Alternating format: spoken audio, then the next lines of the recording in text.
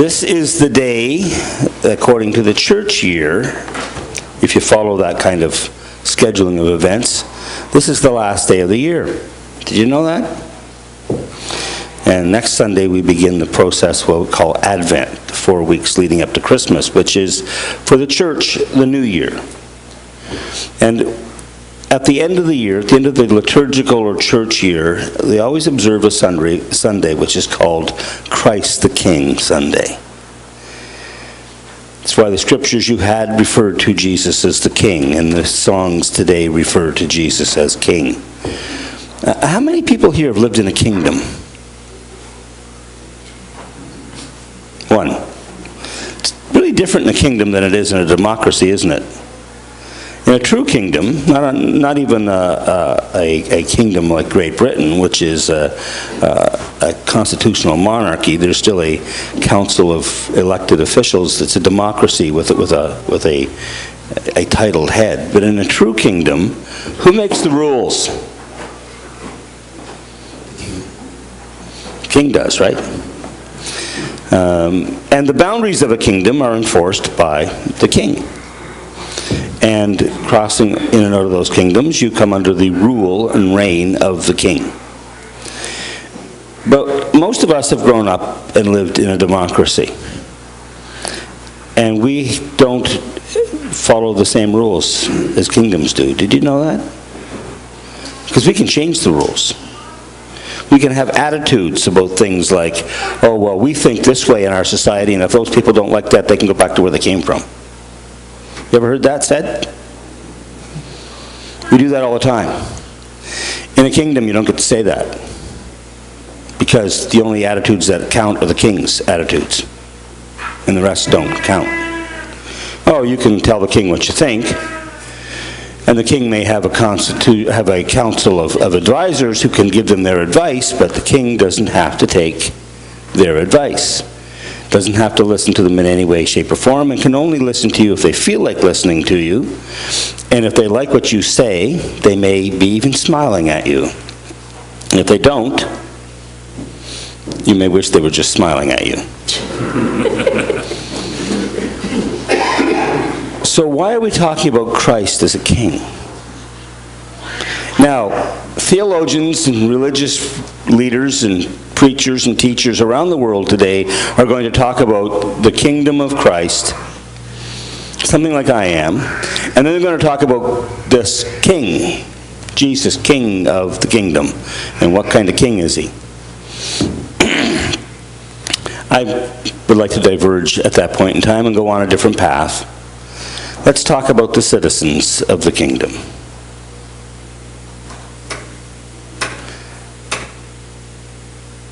What does it mean to live in the kingdom? First thing you do when you enter a kingdom is you recognize its boundaries. You are inside the kingdom. I discovered that this year when the group I was traveling with in Swaziland, we went on that little road trip that some of you have heard about, and by mistake, with only 2 of 6 carrying passports, crossed out of the kingdom into another country. And he discovered how important recognizing the boundary is, especially when the armed guards are ready to carry you away. You know, you kind of recognize you're in and out of the kingdom. And if you think about some classically great kingdoms of the old days when we had kings all over the world, first off, King David, right? We've all heard about King David. You know who I'm referring to, right? The one who unified a nation, brought his people to a golden age of peace and well-being. There have been very few kings who've accomplished as much in their time in power as David. Another one of them, though, was a king from Romania in the Middle Ages. And this is where I'm going to upset a lot of people. But this particular king had a kingdom that was so peaceful and harmonious that it was said that you could leave a bag of gold by the side of the road and come back a year or two later and it would be sitting there untouched. That no one would dream of breaking the peace of this kingdom. The ruler, by the way, became later immortalized by a British author by the name of Bram Stoker. Bram Stoker wrote a book about this ruler whose name was Vlad of Transylvania. Vlad, son of Dracul, or as he just called him, Dracula. Turned him into another character. But at the time of his life was a leader of the Crusades, considered a saint in the Universal Church, and later on became vilified for his cruelty and his inhumanity to man. But his kingdom was peaceful, was harmonious, and was prosperous. So we have to be very careful when we start talking about these kingdoms. Because what really happens within the kingdom is what happens within inside of the person's heart and in their life. So we're talking about a kingdom that doesn't really have boundaries, right? This kingdom of Christ, of which we are supposedly citizens, there's no border. I don't have to carry a passport that says I am a member of the kingdom of Christ. I don't have to worry about whether I'm entering into one jurisdiction or another, or do I? Or do I? What does it mean to be a citizen of the kingdom? How far does this kingdom extend? Okay, does it extend to the hour of people worshiping on a Sunday morning? Generally agreed, yes. My daughter-in-law, who works in a restaurant in the Napanee area, would tell you that it doesn't extend beyond that hour, because the people they hate to see come into the restaurant on Sundays at noon are the Christians, who are generally mean, angry, poor tippers, and treat the staff with less than respect. Just demanding their food while they all Christian it together at the tables. And that's the sad truth. Because after she told me that, I started going to restaurants and I started noticing, and it is true. It seems like the kingdom for some people extends to while we're at piety of worship, but not when we're out in the community. Where does the kingdom extend to? Does it extend to my attitudes? What really is king in my life? Is it the desire for a bigger car? A nicer home?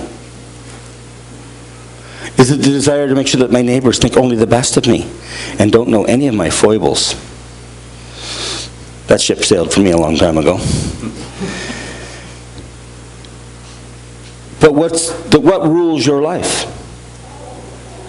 What masks do you hide behind?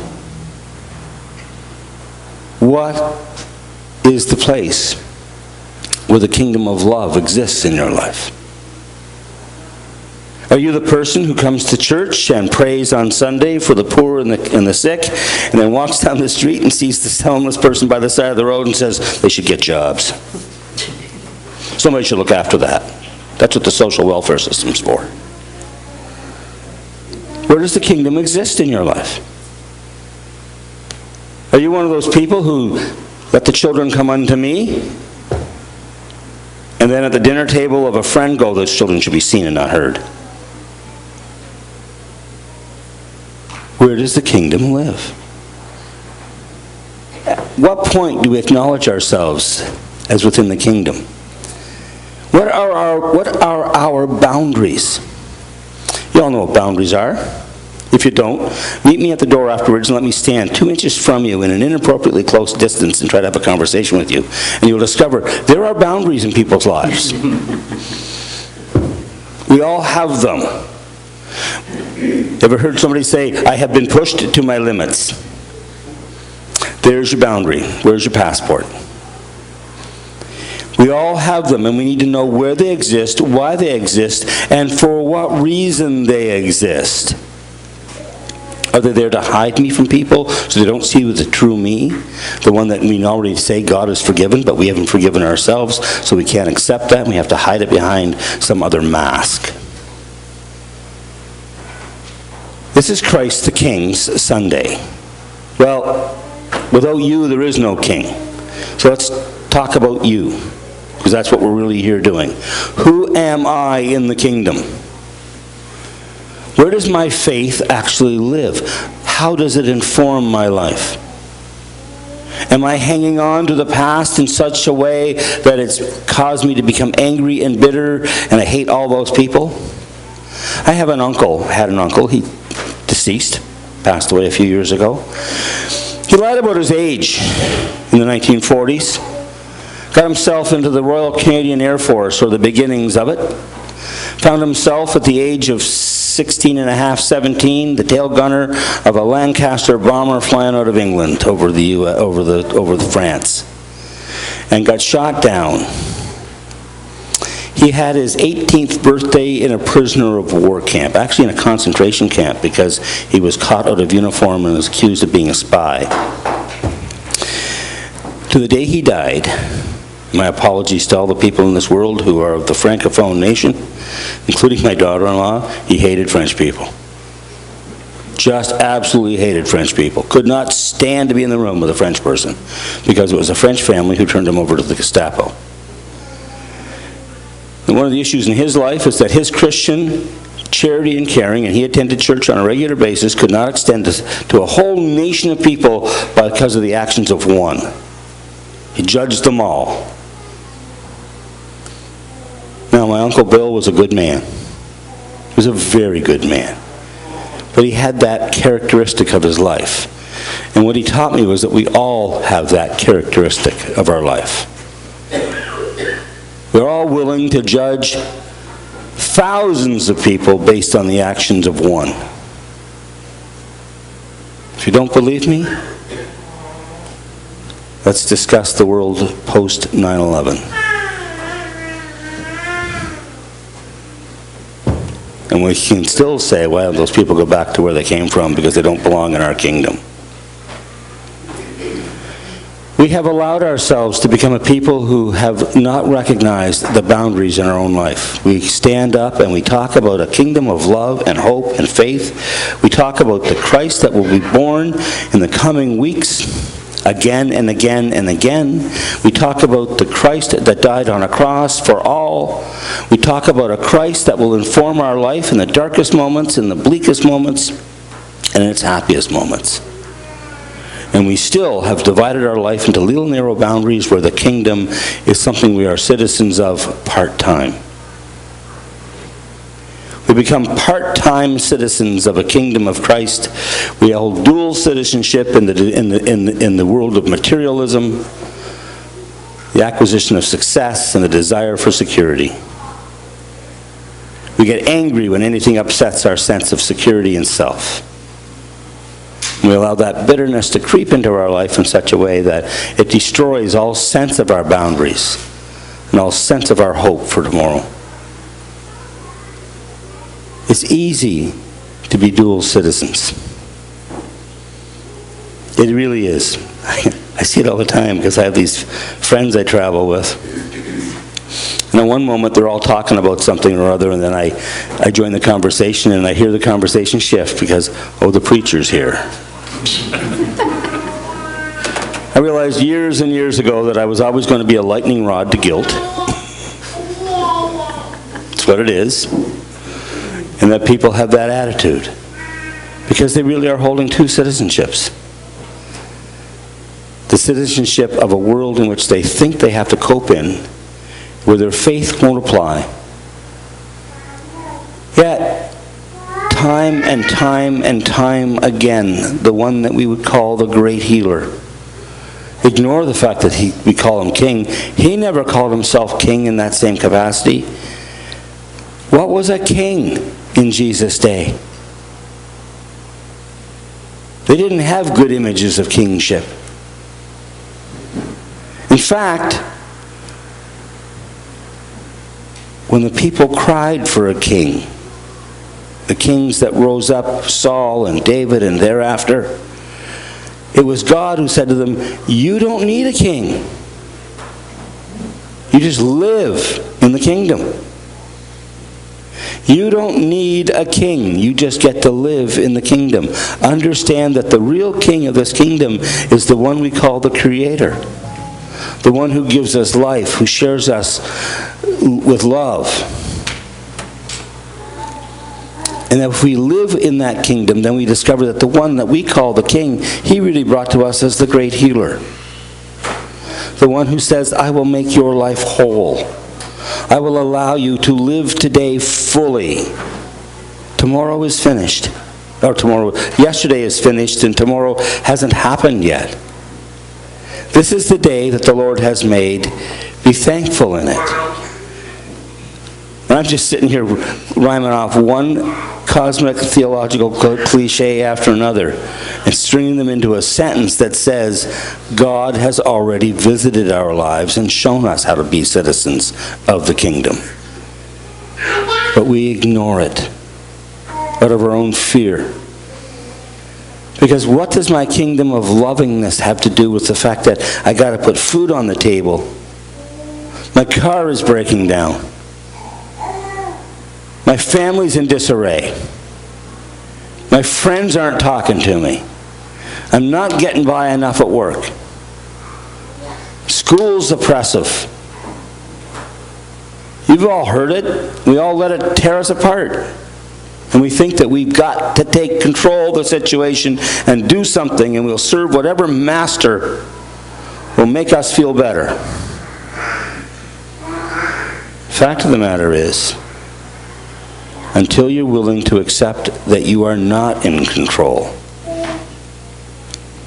Because that's how it worked in the old kingdoms, you see. No one was in control except the king. So the citizens weren't worrying about that stuff.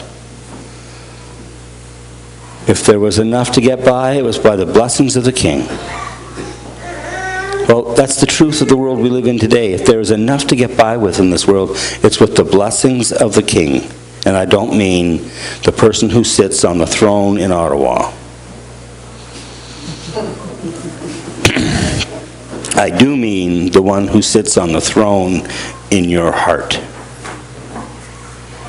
Because the other thing that anyone who's ever traveled around has seen is that you can walk into the rudest village on East Coast Canada, from where I'm from, or you can walk into a Peruvian mountaintop hideaway town, or you can go into the north of Canada and sit in an Inuktitut home, and you'll discover that what really matters is that you're there. And the how much and the how many is irrelevant. It's your presence in this life that counts. And if you're willing to accept that there is enough to get by, we have a soul. And the soul is where the kingdom really lives. What feeds your soul? What feeds your soul? When you focus on that, you're going to discover what it means to live in the kingdom. You don't have to feed the fridge. You don't have to feed the car. You don't have to feed the tax base. Feed the soul. And when you feed the soul, you will be alive. In the name of the Father, the Son, and the Holy Spirit.